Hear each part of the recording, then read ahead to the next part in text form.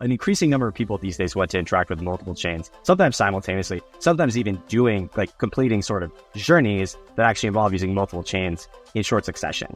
And that is a pretty difficult area to play in these days, as you kind of pointed out. I think many of us have 50 chain, drop things in our MetaMask dropdown, which is pretty unworkable and is only getting worse.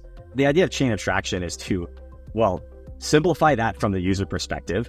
How can you how can you not even have to really think about managing accounts, assets, keys, whatever it is, on as many different chains as might exist? Welcome to the Edge Podcast. I'm DeFi Dad here with Nomadic from 4RC. Today's show spotlights chain abstraction powered by Near. In this episode, we cover how chain abstraction will enable users to enjoy DeFi and Web3 without knowing what chain they're on, and why Near is uniquely placed to solve this. But before we do, just a quick word from our sponsors who make the Edge Podcast possible. Introducing Flat Money, the first decentralized, delta-neutral flatcoin built on Base with sustainable yield that's completely untethered from legacy finance. Because DeFi needs an uncensorable based unit of currency. You can mint unit with RETH, which is held in the protocol's shared liquidity pool, where it's borrowed by leveraged traders. As a leveraged trader, you can deposit your margin collateral and go long on RETH. If you're trading in the perpetual futures market, you'll pay unit holders to open leverage positions. If you're holding unit, you'll earn yield from liquidations, borrow rate, and trading fees. Preserve your purchasing power and offset your exposure to crypto market volatility. Learn more at flat.money. Power up your portfolio by borrowing, lending, and multiplying your favorite assets, made safe and easy by the industry-leading automation tools at SUMMER.FI. SUMMER.FI offers a curated DeFi experience to access the highest quality protocols and strategies. Discover new earn strategies for your portfolio in a user-friendly app designed to filter based on the tokens you hold, the networks you transact on, the protocols you trust, and the highest available yields. Learn more today at SUMMER.FI, the best place to borrow and earn in DeFi. Tired of hopping between tabs, searching for new tokens before the hype catches on? Try MATCHA.XYZ, the DEX aggregator from 0x. MATCHA connects hundreds of DEXs so you can trade millions of tokens and find fresh new drops. MATCHA works out the best route to save you money on every trade. Swaps are free, and MATCHA has everything you need to trade on-chain. Gasless swaps, limit orders, and cross-chain, all in one place. Search Trade Done at MATCHA.XYZ. Introducing the MANTLE Liquid Staking Protocol, MANTLE LSP, a permissionless, non-custodial ETH liquid staking protocol deployed on Ethereum L1 and governed by MANTLE. With MANTLE LSP, users can stake ETH to instantly receive METH, earn yield and accumulate rewards the longer you stake. METH is the value accumulating receipt token that will give you access to expanded yield opportunities. Stake and watch your yield grow with MANTLE LSP. It all started so simply with CryptoKitties and Maker on Ethereum, but quickly became complex with more applications and many chains. Today, everyone agrees UX issues are the biggest blocker standing in the way of crypto adoption. Introducing Avocado. Multi-chain UX redesigned from the ground up. The first wallet to abstract networks, accounts, and gas. One gas tank to pay transaction fees on all chains in USDC. And native access to INSTADAPP's powerful, custom DeFi strategies. Avocado, one wallet to rule all chains. All right, let's introduce the co-founder of Proximity Labs, Kendall Cole. Kendall, welcome to the Edge Podcast. How are you doing? I'm doing great. Yeah, thanks for having me. Excited to chat with you guys today. So today we're going to talk all about chain abstraction, and we're excited for this because one of the pain points I think Nomadic and I run into as power users of all DeFi and Web3 applications is just that we're using lots of different chains, and hence we have to be able to navigate across those different networks. And I think the future of chain abstraction is really hiding all of that, allowing users to just be able to transact and enjoy those applications without having to be as technical. So we're going to break down what that means in relation to Proximity Labs and Near. And so, Kendall, why don't we kick off with just a little bit more about your background, what drew you into crypto, and maybe you could tell us a bit more about what led you to building on Near. Yeah, great question. I guess I got my start just in the whatever wave of the Bitcoin hype it was in like 2013. I was just graduating university, trying to find cool things to build, and Bitcoin seemed like something that was interesting. So I built a couple toy apps, nothing very serious, and then didn't really actually follow it that closely for a few more years. And then in 2017, I had a lot of friends who were getting really into Ethereum and kept telling me like, there's so many opportunities. It's really cool technology. There's like this entire new design space. And I found myself with some free time in the summer of 2017 and just started building kind of toy applications. Pretty quickly realized a lot of the stuff I was using was built by consensus and figured this is a great place to learn more.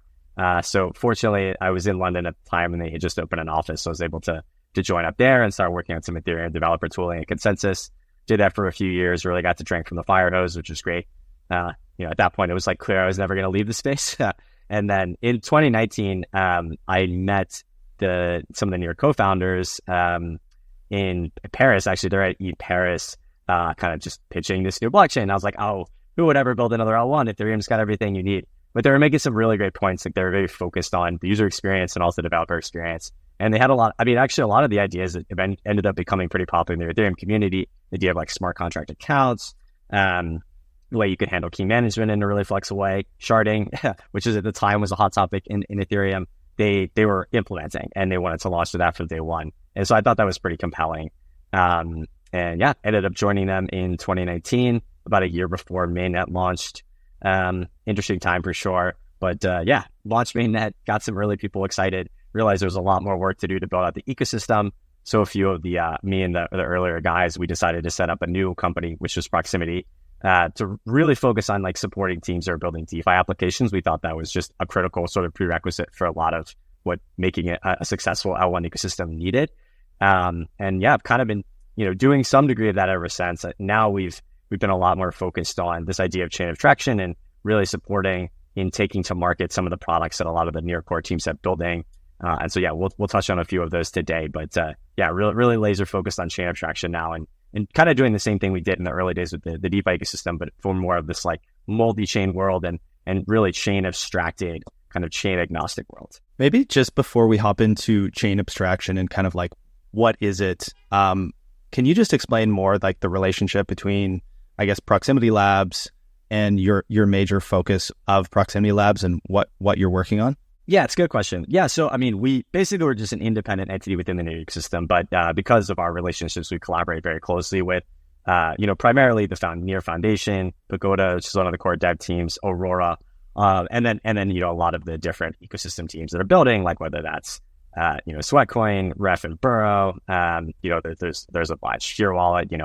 Just try to support these teams as best we can. But yeah, our focus is basically we want to tackle some of the really challenging, but not necessarily immediately profitable problems that a lot of teams face. It's almost like the public good problem, where we're fortunately in a position where we can kind of take like a longer term view and also be really supportive of teams rather than having to ship something fast ourselves that we maintain and take to market. So we kind of just tried to set ourselves up in a way in which we can really be like this supportive resource and work on these problems that may not yield immediate dividends, but will be beneficial for the ecosystem.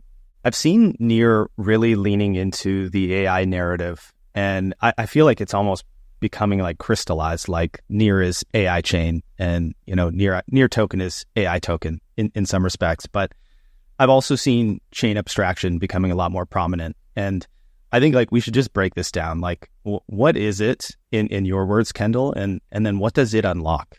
Very simply, and you guys kind of touched on it, the idea of chain abstraction is just that users do not actually have to be aware of what chain they're on. Or if users do want to be aware of it, they can have a much simplified and streamlined experience when moving between chains. Like crypto natives, of course, want to know which chain they're on. But usually they want to, an increasing number of people these days want to interact with multiple chains, sometimes simultaneously, sometimes even doing completing sort of journeys that actually involve using multiple chains in short succession. And that is a pretty difficult area to play in these days, as you kind of pointed out. I think many of us have like 50 chain, like drop things in our MetaMask dropdown or whatever it is dropdown, which is pretty unworkable and is only getting worse just because there's so much excitement with new L1s, L2s, L3s, whatever it is. So basically the idea of chain abstraction is to, well, simplify that from the user perspective. Like how can you how can you not even have to really think about managing accounts, assets, keys, whatever it is on as many different chains as might exist. So that's like from the user perspective. And then from sort of the developer perspective, it's also like, it was already hard, I'd say a few years ago when you like came into this space and you're like, cool, we've got this awesome idea. Like we're super excited. Okay, now we have to figure out which chain to build on. And that's actually a pretty big commitment, especially then. Because it was actually could have been potentially hard to move between chains. And actually, this has got a little bit into why we saw the EVM, I think, do really well, is that was like a lower friction point than if you chose Near, Solana, some of these newer chains. And then now we're in a world where it's like, you have an absurd number. It's like an absurd number, right? Like, how could you possibly make that choice? So like what we want to see is a world where you don't actually have to make that choice. You can focus on building this great application, and then you can even serve users wherever they are. So it's kind of this, like, I think chain abstraction means like there's two realms. There's user experience realm and use as many chains as you want with a simplified experience as possible. And there's developer realm, which is like interact and serve users on as many chains as you want without having to like embed yourself in one ecosystem or then like expand slowly. I mean, we saw Sushi was kind of pioneering a lot of this and Aave, many years ago now. And I mean, it was like a low slung kind of slog of a process and has been. I think we can really change that pretty quickly. Yeah, I think it's like a very noble pursuit because, as you mentioned, it's getting pretty hectic out there, and something's got to give here. I guess like my next question too is like why is Near maybe better positioned to tackle chain abstraction than somebody else? Like, well, like why do you think you guys are the team to do it? And I guess what about the platform that you've built it enables this to happen? A lot of it comes back actually to scalability, but it's also like a very specific type of scalability. So I think what's interesting is about chain abstraction is like you kind of want a lot of interactions to be able to start at a single point. And like if you let's imagine one future is like a lot of we have this product called Chain Signatures, and I'll share more about that in a second. But one of the outcomes of that is that users could have a Near account that controls sub-accounts on however many chains exist, which would mean that a lot of their interactions with other chains would start on Near, at least making a request like, hey, let's, this is what the transaction I want to end up with. And then we have like a sort of signing network that like signs that and can eventually be relayed to the destination chain. If we are actually successful in that specific vision, what that would mean is that it's like every transaction that lands on another chain would start on Near, which means we need to have pretty insane throughput in order to actually tackle that. So having like a scalable network, and also one of our very deliberate choices is this idea of sharding. And sharding, we keep increasing like what you can actually shard. Like from the beginning, we built this idea of you can have like a contract that can live on its own shard. So if you have a really popular application, you don't have to share bandwidth with other popular applications. And now we're even looking at like, how can you shard a contract itself? Because we have some contracts that are actually doing themselves a lot of throughput. And I think that's going to carry over pretty nicely into this, where like, who knows exactly, we're still figuring out the theoretical, like total number of shards that we can have and still have a cohesive blockchain. But this is going to enable us to, I think, like really segment these applications and thus like power as many transactions as possible that might land on other chains. So like one vision of this is you could imagine like if your assets will be heavily on Ethereum and Bitcoin, some on Solana, some on Near, of course, too, and other chains. But then a lot of the user experience interactions, account management, smart contract management, and we'll get into some examples there, will happen on Near. And like a lot of the orchestration layer will be happening on Near. And you need a ton of throughput and the proper segmentation in order to enable that. So I think that's actually like an unexpected sort of benefit and advantage that we have in building this type of like orchestration layer. Before we talk more about chain abstraction, chain signatures, can we take a step back just on sharding? You mentioned what is it, and then how does it relate to scaling usage or throughput on Near? So the simple explanation of sharding is basically that if you imagine Ethereum, which is sort of a blockchain where every single validator processes every single transaction, and then also stores the latest version of state of every single, or the latest version of state of the chain. There are some downsides to that, which is that there you see like state growth is a big topic, right? Like as more people use the chain, they store more data on the chain. That means every single node has to store a lot more data. And so like the sort of requirements of running a node tend to grow almost exponentially. I don't know if it's exactly exponential, but it's like substantial. They're growing substantially, like in quite quickly. So one idea in order to alleviate this is you have a network where you split up the data that each sort of each validator has to sort of both the transactions they have to validate, like the state transitions they have to manage, and then also like the latest state that they have to store. And this is basically called sharding. Like you shard, you create these different shards. You could have like 4 shards, take like all of Ethereum state, divide it into 4. And you say like, okay, you validators, you validate this shard, you validate this shard, that type of thing. And there's a couple of ways that teams have tackled this. Like some teams have actually basically created 4 separate blockchains, or like n number of basically blockchains for each shard. We didn't take that approach. We think it's still important to have a single blockchain. So we came up with this idea of chunks, where like basically you have different validators who do different work in their sort of chunk for each shard, and then they combine those chunks into a single block. And then you have like thus you have one canonical blockchain, but you don't actually need every single validator to be doing all the work for the entirety of the chain. And this has a lot of benefit, like a lot of potential benefits. One, it makes the cost of running a validator a lot lower, and like gives you some different sort of scaling laws there. 2, it can, if you have situations where you have really popular sort of contracts or accounts or whatever it might be, you can segment that so that other applications who are not on that shard are not impacted. And so we've been pushing this idea of like popular applications should have their own shard for a very long time, and have kind of started to implement that. And again, now thinking popular applications may even need multiple shards themselves. But we've kind of did this with Aurora. That was our first real test of this, like Aurora, which is the sort of EVM environment on Near. It actually felt a lot like its own chain. It never was, but like that was because it had its own shard. It basically had its own bandwidth. And as it would get really popular and even clogged sometimes, other applications wouldn't be affected. So yeah, I mean, the basic idea is just create a system that, I mean, in some ways it's actually a little bit similar to L2s, right? Like push execution and all this stuff onto an L2, and like for a really popular use case, let that have its own sort of scaling issues, whatever, but you don't actually clog up Ethereum itself. It's like, it's almost the same thing. We just did it at the layer 1 level, as opposed to like having this like layer 2 kind of approach to it. Another product that you mentioned, or like technology that's been developed, is chain signatures. How does that relate to chain abstraction? So I would say chain signatures is kind of the most important product that we're building with relation to chain abstraction. So to simply explain what it is, it's basically a way to have Near accounts and smart contracts request the signature, the signing of arbitrary data.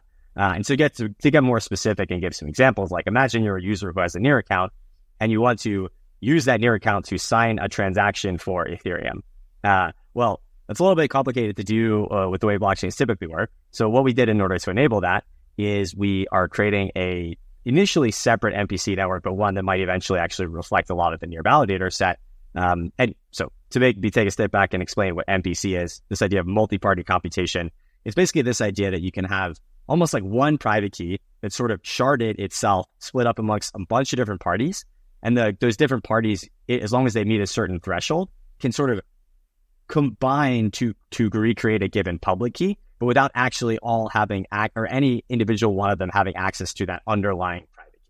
And so what this enables, you can have a network that can collaborate to sign things, but they can't just individually sign things, which means that they can sort of manage, like they can collectively manage money or manage assets, but they cannot individually do it. And what's useful for us is what we've effectively created is this way that a Near account or contract basically submits a request to the Near blockchain that has a payload, which let's say it's a transaction, like the Ethereum transaction they want to send. And then this network will basically take that, sign it using a key that only their account can sign from, and then return that signed signature back on the Near blockchain, which they can then relay to the destination chain. Now, for users, it won't look like this at all. For users, it'll look like I signed in with my Near account, or maybe even MetaMask, whatever it is, and they're like, and I want to. This is my account. I can send assets to that account, and then I can move those assets, just all through this front end. But what's actually happening in the background is they have their Near account. It's basically requesting to move those funds, having it be signed by the MPC network, and then returning that sort of signed transaction to the Ethereum blockchain. And so this unlocks a lot of really interesting applications. Like we have teams building multi-chain wallets. And the cool thing about those is you can take advantage of sort of Near smart contract wallet functionality and use that to manage like 1,000 different accounts on 1,000 different chains. So imagine you wanted to trade your account to somebody, your entire account. You can actually do that atomically. Like you can add their public key and remove yours in one transaction. Or you can say, oh, I lost my, phone, and my phone had this key on it, and I'm afraid if someone finds my phone, they might be able to do something from my account. But you can swap out that key, which is something we've seen people do a lot. Or you can have you can even build higher level kind of security features on top of it. You can have like a two-factor authentication or multi-sig or all these different types of patterns. What's cool is you're not just limited to your assets on Near. This can actually be used for your assets on Bitcoin, on Ethereum, on Solana, all with that one update on Ethereum. You've now secured your accounts in a bunch of chains. So that's the user perspective. And then from the developer perspective, you can imagine that if you have a smart contract that can sign transactions, which is something that's not really possible without this type of technology, well, it's kind of there's this whole field of things that you can do. So you can add smart contract functionality to networks that don't have it, like Bitcoin. You can allow people to manage assets and atomically swap assets between two completely different chains. And what's cool is you can do this at the near settlement time, not at the settlement time of the respective chains, which is a use case that I think we've seen a lot of teams start to build with, and it's pretty cool. Or you can enable things like using any collateral asset on any chain to borrow USDC on Near, and then use some different transport layers to get that to different chains. So we have a team who's building that where it's basically you're borrowing against a public key, and that public key can have assets anywhere, and maybe even assets in multiple different places, and you're using that as collateral. It's a lot of things. So it's a big design space, and we're excited. There was a lot there, Kendall. A few things really stood out for me, kind of mind-blowing, really, when you break it down like that. But something that you said, and then something that I saw Ilya talking about on, I think it was like a CNBC thing or something that he was on, but he was basically explaining that thing that you just mentioned, that you could actually control other blockchains that don't even have smart contract functionality, like Bitcoin, or I think Dogecoin, and XRP Ledger was mentioned, and then BitTensor, all through this technology, which I find is really interesting. And maybe what other, you mentioned a few things, but is there any other things that you're getting really excited about? This gets into the abstract, because there's maybe things that don't exist yet that can be built with this. But what else are you kind of seeing people experiment with that is getting you excited about this design space? Absolutely. Yeah. So I think one thing that's really cool. So I personally, I'm maybe most excited about, expanding the functionality of Bitcoin and solving a lot of problems for, I think, a community that's now very resurgent in their excitement around new things and building, which has been, I think, a really welcome, resurge for the entire crypto ecosystem. So I am very excited about that. But something that I think is maybe less explored that can be interesting is, if you build something on Near, and let's use an Oracle as an example. If you build an Oracle on Near, what's cool is, if you build an Oracle in general, mainly what you're doing is bringing authenticated data on chain, right? Or verified data on chain, data where there's, we can attest that this is the price of, Bitcoin right now. So you do that, and you do that on one chain. I think what's problematic for Oracles is typically they have to actually deploy smart contracts or deploy a lot of infrastructure to a bunch of different chains in order to support new chains. What's cool about this new design pattern we're sort of aiming to enable is that if they bring that verified data onto Near, then they can actually set up their contract in a way that anybody can basically come and say, hey, I want to take that verified data and I want to structure it this way. And structuring it this way means I want to structure it so that I can then send this transaction to Solana, and then I can prove that it was signed by your key, so that my users can know that this is only coming from this sort of verified source. So it actually flips the model on its head, and it's instead of Oracle teams having to do BD and work with all these new ecosystems, which, again, it's getting really hard for them too, because there's so many of them, and it's hard to prioritize. They can instead say, no, actually, you can just come to our, and not even the ecosystem themselves, but ecosystem developers, a lending protocol on a brand new chain, could just come and just structure the data in the way they need, and then just make sure that they're going to get, which is literally just a transaction, and then they can bring that data to their own chain. And this can all be done very trustlessly, because what happens is, let's say that the PIT or chain link sort of validators, they co-sign okay, this is the new price update, this is the latest price. And then someone from a new L3 can just say hey, as long as you take that price and you put it in as an input this way for a transaction, then I can know it's only going to be signed by your contract. So the PIT contract using the MPC technology is the only one who can sign this sort of data. and then they can prove on their destination chain, like this was only signed by this Riot. So it's, we think that pattern could get really wacky. So it's like great for existing teams like Oracle teams. These AI inference teams are coming. Anyone who's like, I don't care where people consume this data. I just want as many people to consume it as possible because that's how I'll, generate value for my product. But it can also get even wackier where you imagine like a new L2 is deployed and they need to have a bunch of new primitives deployed. They need like a Uniswap V2, a V3. They need Aave V2, V3, V4, whatever. They need all of these different things.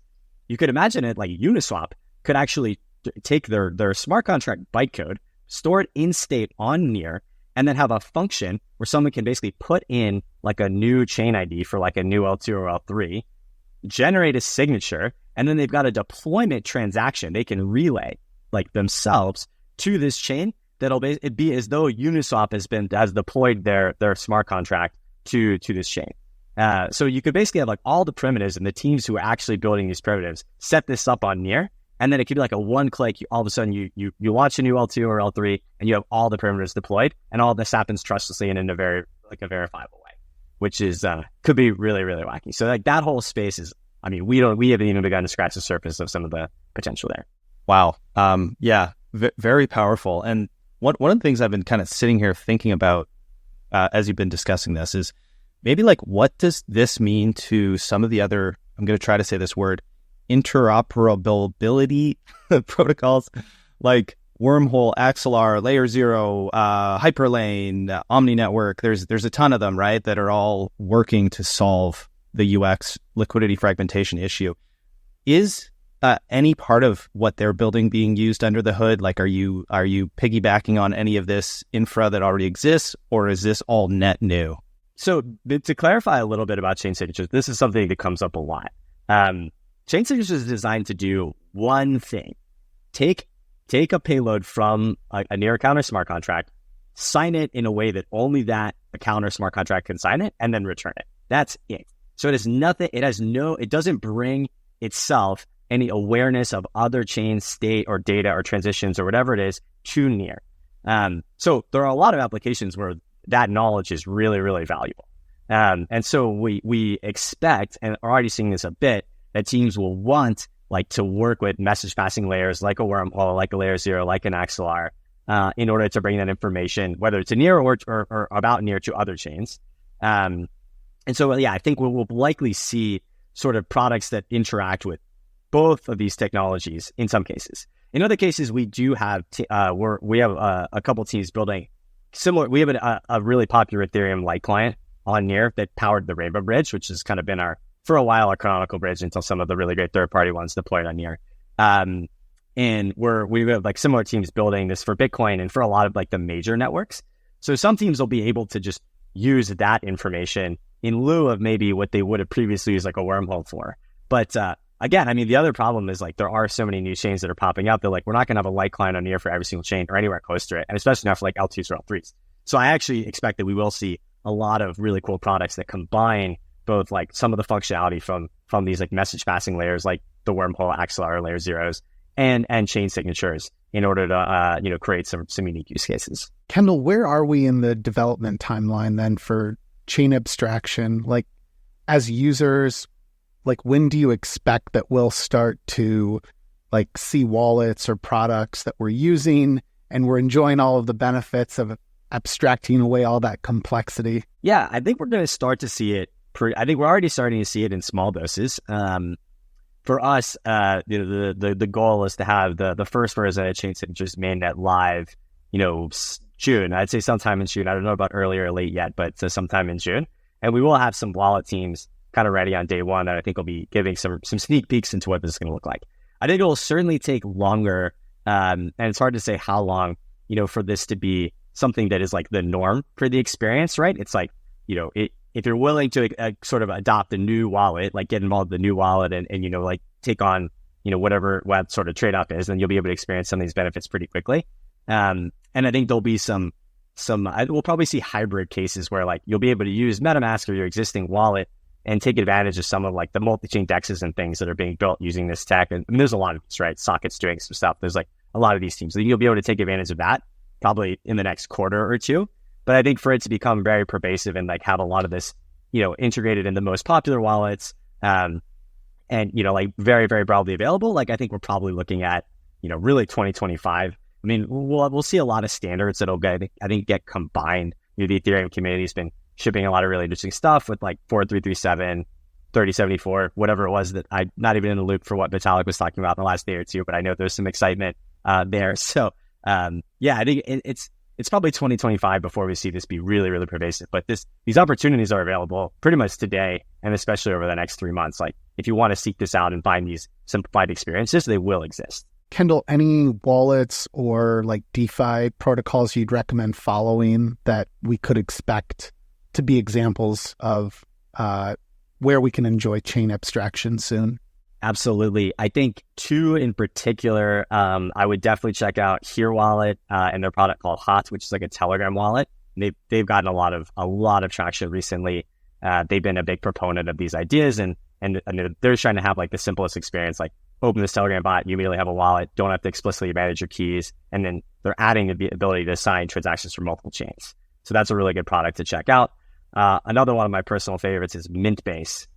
So they've been a team. They were an early Ethereum team that's been building a lot in the Ethereum ecosystem, and they have, I think, the simplest onboarding wallet experience other than Telegram bots I have ever seen. Like, it's a web wallet. They use passkeys. It all works super well. They've completely abstracted away the seed phrase experience. They've completely abstracted away even paying with Near. Like, you could just, I mean, it's wild what they've been able to accomplish. So I would definitely recommend those two products as like early adopters of these patterns. And if you want a wow factor, like, both of these, I think will impress you. Kendall, did you say Mintbase was the second one? I'm literally gonna download that and start using that one. Yeah, that sounds cool. Yeah, I think their wallet. I think it's wallet.mintbase.xyz. Yeah, and what's cool is like you can immediately access that account you created on any of your. Well, assuming let's say if you're in the Apple ecosystem or the Google ecosystem, you've gone hard on one of those. You can immediately access this on any device you have. Like, I was able to get it on all of my Apple devices immediately. I couldn't believe actually how simple it was. It's like shocking. DeFi enables a whole new world of trading and yield opportunities. Sometimes we all wish we had a little bit bigger of a budget so we can make the most out of it. That's why we created Blueberry. Blueberry lets you access the best opportunities on Ethereum all in one easy-to-use terminal. You can access 5x, 10x, or even 20x your money in one click, more than any other lending market, so you can maximize your earnings. Only on Blueberry. I also want to ask how this like kind of grand vision that you guys are building with chain abstraction will inevitably, or like I think this will accrue value back to Near as a blockchain, Near the token.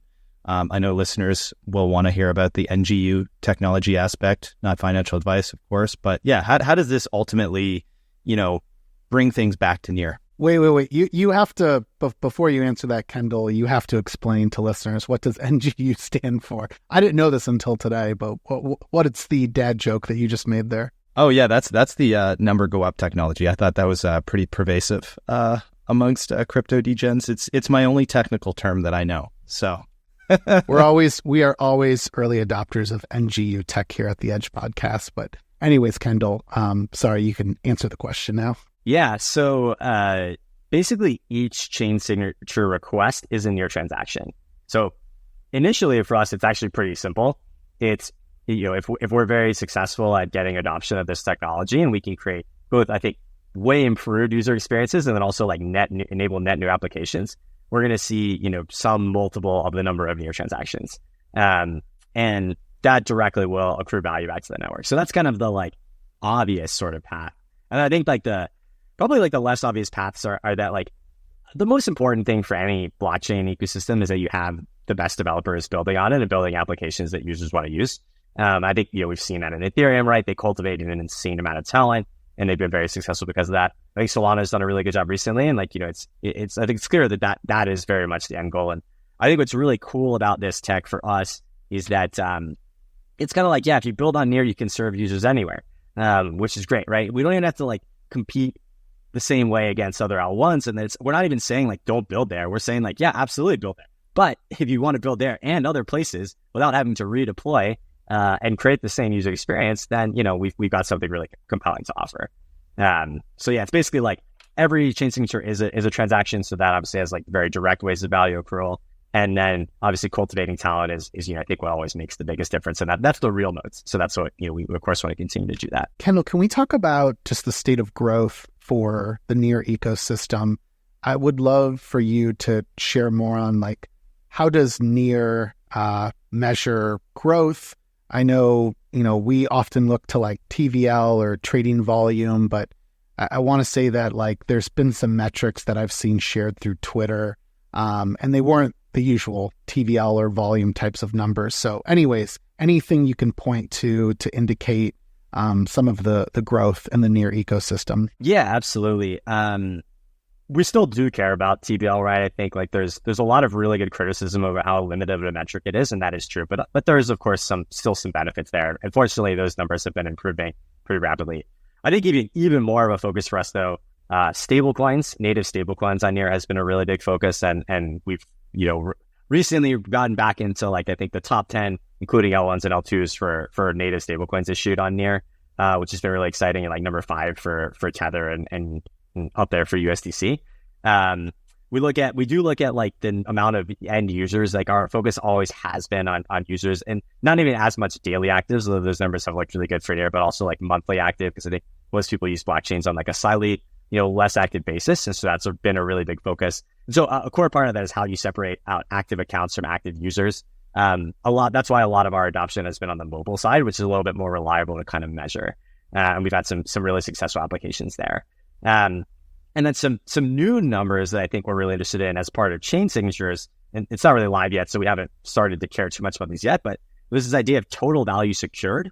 And this is because like we're going to see a lot of value that'll be effectively controlled by Near, maybe even controlled by Near smart contracts, but it's not living on the Near blockchain. And so in order to like appropriately kind of represent, how I guess important Near tech is in the industry, total value secured, I think is going to be a really meaningful metric for us, and seeing that go up. And that's also like helps us reason about the security principles that are necessary. And so it's going to be really, really critical for us going forward.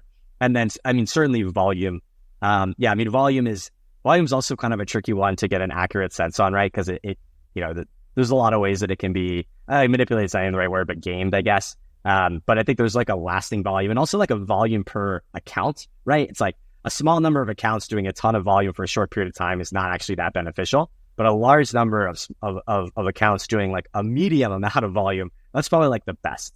Like we were looking really deeply into Stargate's metrics and a couple other chains metrics recently, because they're going to be launching on Near soon. And like the most important accounts is like that $1,000 to $10,000 transfer is where the bulk of their volume comes from. And I think those like tend to represent like real people doing real things, not just like, moving around numbers for show. And so there's basically subsets of these different kind of metrics that I think are really, really critical and help prove real adoption. Kendall, offline when we were chatting a bit, you mentioned, like I was kind of asking you where some of this growth was coming from at the app layer. And you mentioned 3 apps to me that, one was on my radar, but I think it's like kind of worth maybe bringing those up again and just explaining what they are, because I feel like they're somewhat underreported, or they might be going under the radar a bit. But if you could speak to those 3, I think you know what I'm talking about. Yeah, I think the one people probably have heard of the most of is Sweatcoin.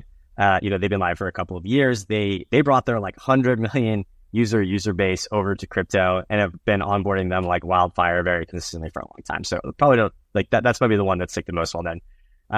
The least well known is probably Kitechain. And the reason for that is that they're kind of hiding crypto from the experience like pretty dramatically. So they have an insane number of users, like several million, on a very active basis. But the reason is like they're gaining a benefit from crypto. It's basically a loyalty program. So they're like accruing these points that live on the Near blockchain, but it's not obvious to them at all that they're using a blockchain, period. For them, they're just like, oh, loyalty programs, I get rewards, I can earn like whatever, like spend these for discounts and free stuff. And so that one is cool because I think it's like, you have to have a pretty fast and cheap and scalable blockchain to even like get to the point where people aren't like, why is this taking forever? Why does this suck? So that one's kind of an interesting case. And then the one that right in the middle where it's like very crypto native focused, but under the radar, despite having like several million daily actives, is the Hot Wallet, which is basically just a really killer Telegram wallet. So I think people are going to hear about that one a lot more, because now with chain signatures, they can actually expand outside of just the Near ecosystem.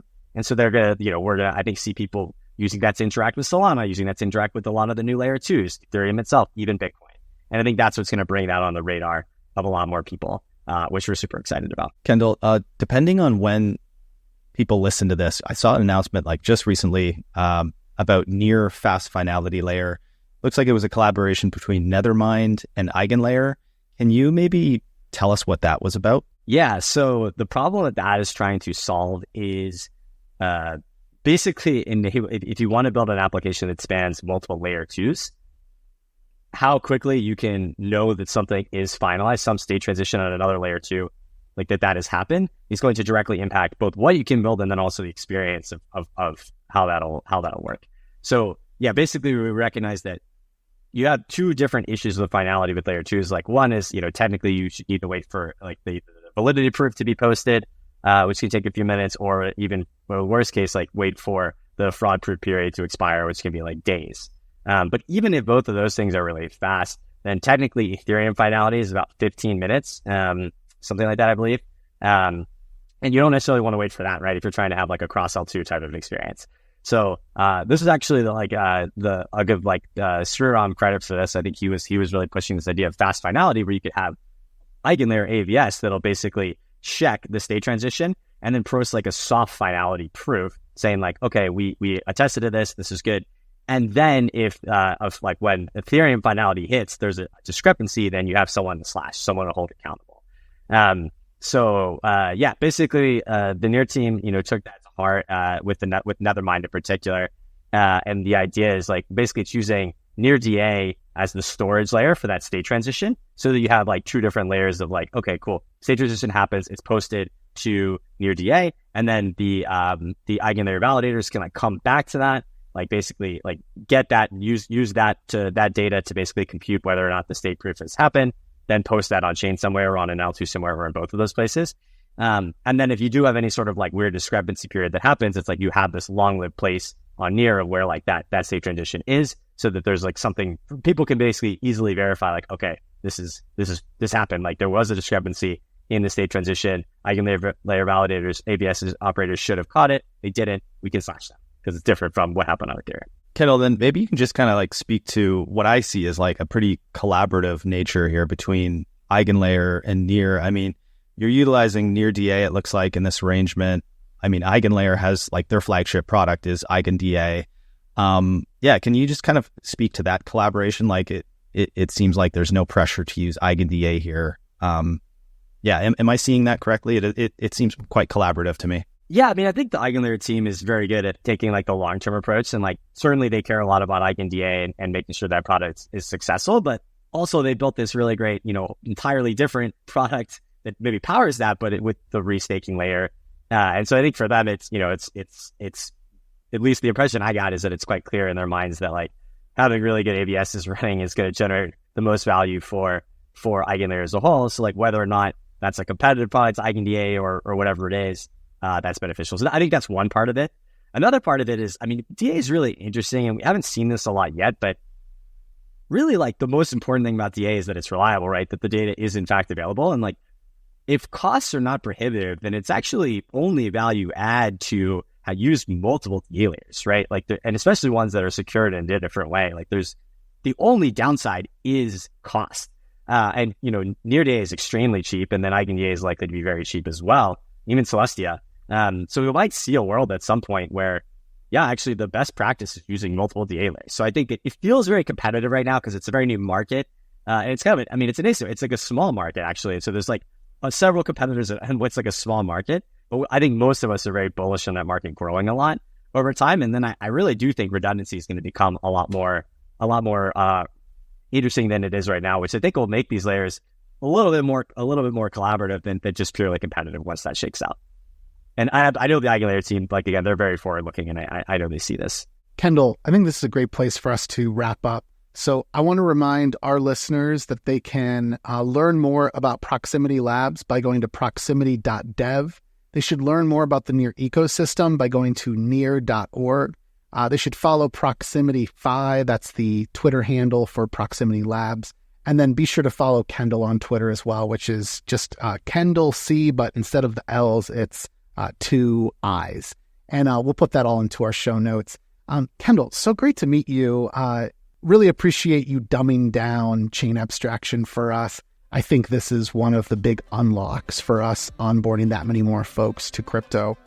So do you think you can close us out, though, with just what do you think is the most important takeaway from this discussion about chain abstraction? You've shared a lot of alpha. I don't think I can ask you to share any more.